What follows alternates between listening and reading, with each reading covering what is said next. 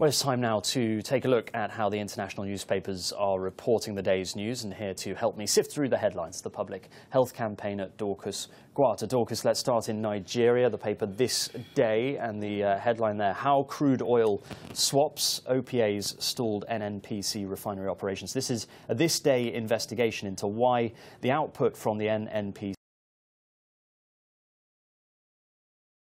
processing agreements that were entered into by the NNPC and oil traders between 2011 and 2014. Another example, isn't it, Dorcas, of the importance of oil to the Nigerian economy. And we've seen the consequences when crude runs out, the big fuel shortages we saw a few weeks ago, and how the country almost grinds to a halt, or how it's obviously very, very hard for people in terms of everything, their everyday lives, when the fuel runs out. Some in Nigeria commodity that they make money from. So the importance of diversifying that economy is very, very important. Buhari is recognizing that here. He's moving very swiftly in his first 100 days. And I think at this rate he's going to become the darling of Africa, because he's addressing quite a range of issues. He's taken his time to choose a ministry, so he hasn't picked his ministers yet. But listen, this is a long-term measure. Economies do not evolve over time. Often in Africa, and there will be those who prove investors' interest, investors' confidence somewhat, that he's actually addressing the economy. But this is what voters like. This is what your everyday African, everyday Nigerian will like, that he's acting on it, and I think that will give him confidence. Yeah, and just yesterday we were hearing about how he's getting rid of his fleet of airplanes, so that'll help too. Let's move on. The National, Gulf must lead economic revival. This is the United Arab Emirates paper. This is Sheikh Mohammed bin Rashid, the Prime Minister of Dubai, saying that due to the wars in Yemen and Iraq and Syria, that economic stability in the Arab world depends on the Gulf states. We're going to see a big split here, aren't we, economically, between Dubai, the rich nations of Dubai and the United Arab Emirates, and countries like Syria and Yemen. He's putting them all together there, saying we need to lead these people, but the money isn't going to filter down, is it? It's a sometimes very misunderstood region. It's not understood in the context of which it functions. There's some very wealthy countries in this region, also some very poor countries, and there are tribal divides which are not always visible to us, because we see this as one umbrella blanket in which, within the religious context. I've moved around the Middle East. This region is very dependent on foreign workers, so that the host countries, the host populations, aren't always motivated to educate themselves. But you're right, and Israel is in the corner observing all these conflicts. And where does this play out in terms of their own safety and the need to protect themselves? So yes, it is upside down at the moment. There are huge uncertainties. Saudi Arabia has a huge role in stabilizing the region, and they can absolutely play a role, as well as the UAE. They have a pot. But yes, they're under testing times. They haven't seen this level of uncertainty and instability in a long time. Yeah, let's move on to The Independent, the UK paper, which has a big picture there, and the headline, Bonfire of the Austerities. Thousands protest at government cuts. The government says austerity measures are vital to cutting the deficit, but many people think they are decimating what they see are as vital public services, like the National Health Service. Dorcas, you work for the National Health Service. Where do you stand on this? Simon, cuts are a necessary evil. This is a necessity that we have to do as a collective Britain. If we don't do this, in the long term, Britain will be broke. We'll be looking at Britain, in the countries that we're looking around Europe, this will be Britain's fate.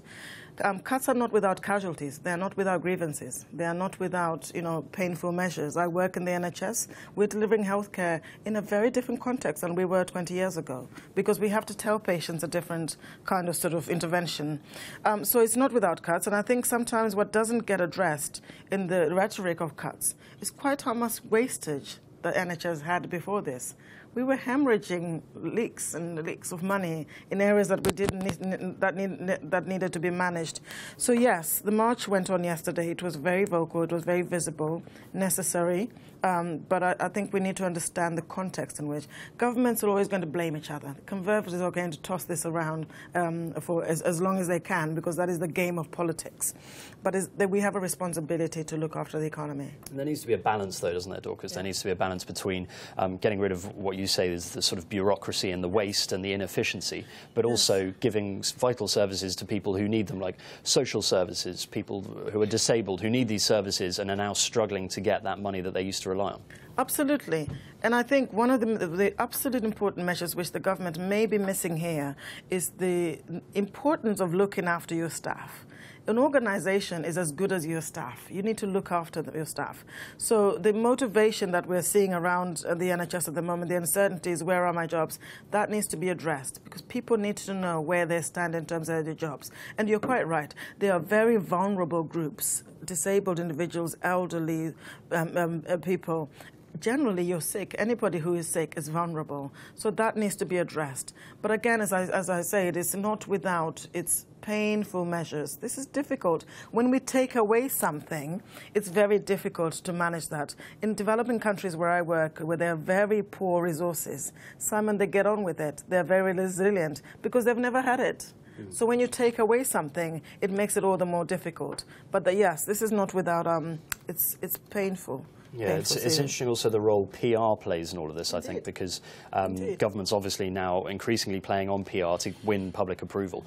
The other day, some statistics came out that the police were not dealing with the number of people complaining that they'd, or alleging that they'd been molested or had been, and they were saying that the reason is because there may be the same number of police on the streets, but the back office room staff have been cut, those that were seen to be bureaucracy and those would seem to be suits in the back offices. That's what they needed, and the police commissioner was saying, I can't deal with this increasing number of people coming forward and alleging things from years gone by because I don't have the staff, whereas the government can stand up in the Commons and say, we've got more police on the streets. You know, so it's very interesting that PR often plays a massive role in all of this, and there does have to be this balance, doesn't there, between you know, trying to live within our means and getting the deficit down, but also without affecting people to an extent who are outside of London who used to depend on these. Quite. And Simon, when we view the NHS in a global context, you look at American healthcare system, that healthcare system leaves too many people behind. So I think sometimes we fail to see quite how the model of the NHS that we have here is an admirable model of service around the world. We are not able to see that because we're kind of sort of stuck in it. But it is still, to me, the best model of healthcare delivery that we have around the world, and we should be proud of that. Yeah. Well, let's move on to another UK paper now. The Sunday Telegraph. Tycoon's £20 million bid for Britain to leave the EU. This is the major 20 million campaign funded by some of the country's richest entrepreneurs and business people to persuade Britons to leave the European Union. It's going to launch in September. We've obviously heard a lot, Dorcas, about Greece potentially leaving the EU for very different reasons. What about here in Britain? Is there appetite, do you think, amongst the people to get out? Do you know, Nigel Farage is an underdog we can't get rid of. He's certainly got support. He's got some voters on his side. But I think Nigel Farage has voters on his side because of immigration issues. Outside immigration, I'm not sure what his strategies are. He's not necessarily coherent in that way. But we have to take this seriously. This has got some serious backing. Some very wealthy millionaires are backing this up. It's going to have a big platform. I don't know that Britain's interest of coming out of the EU is necessarily the right thing. I really liked the strategy that Cameron took in terms of managing the immigration, the migration issues. So you've got a lot of people dying in the Mediterranean. It's a lot of people, what is Britain doing about it? You need to take your quota.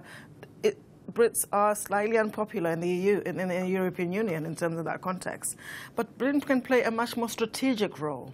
And that role, too, is important. That's recognizing the wealth and the strength of the resources that we have here. So there will always be those who are very unhappy about Britain's position. But I think, you know, equally, too, you can't increase your vulnerability by staying within a union. If that increases your vulnerability, then you need to kind of sort of review that. Yeah. But yes, this is not without its debates. There's a lot of rhetoric around this. Yeah, and I think as well as immigration, a lot of people are quite angry about Brussels taking increasing responsibility in terms of laws that we have no real control over, and you know, a lot of bureaucracy. Well, anyway, that is all we've got time for now. A lot of interesting ideas there, and yeah, as you say, debates. Dorcas, thank you very much indeed for coming up. Thanks, Sam.